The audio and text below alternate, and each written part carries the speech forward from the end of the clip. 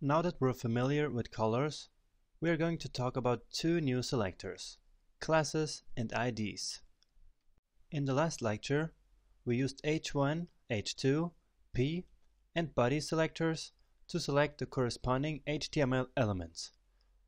But now, suppose we wanted to style only one of the paragraphs, not all of them. That's why we have classes and IDs.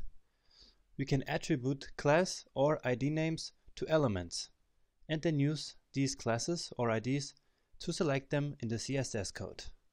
So let's do that. First, I need to tell you that the same class can be attributed to as many elements as you like, while an ID can be used only once inside each HTML document. So let's see what we can do here.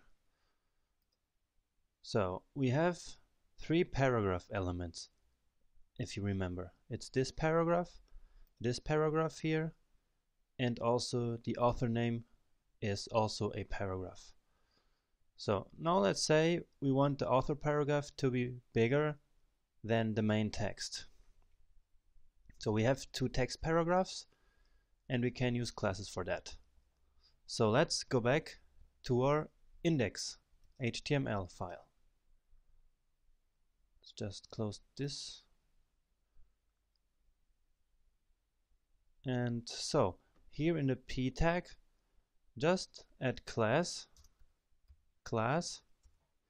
and then choose a name. It can be anything. I will call this main text.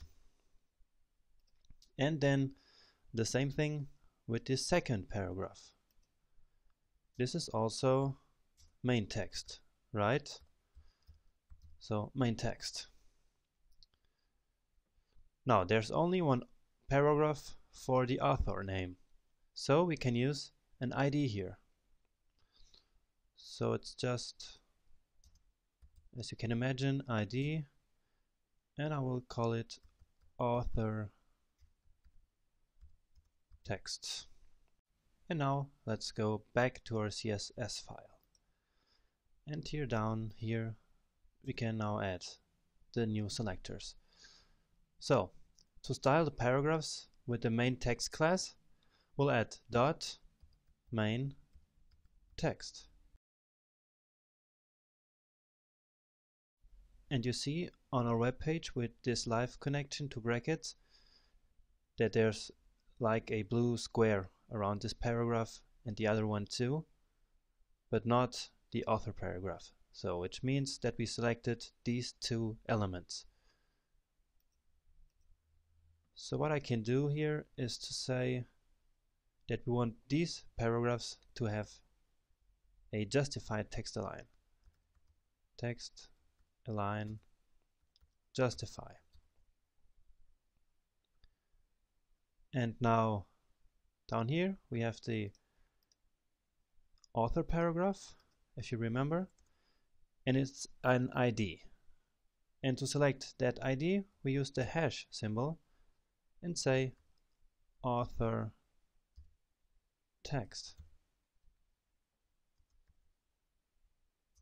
Alright, and as we said, we want this to have a larger font size, like 22 pixels maybe. Font size, we'll set it to 22 pixels. And you see, it's bigger now. And yeah, 22 pixels looks just right. So nice, it works. I actually don't need this one anymore, it's kind of redundant, because in this rule I already said that I want these two paragraphs to be justified. And since this one doesn't need to be justified, I can just delete this and nothing will happen. Just clear some lines, save it, never forget to save. And yeah, I think that's it for the coding.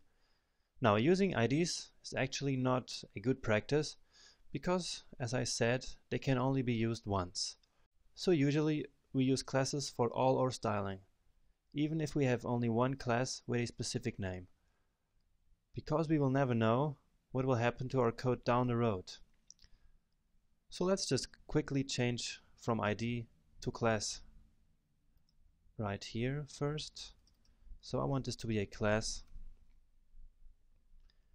and then I will also change it in the CSS, and now it's back to normal as we want it.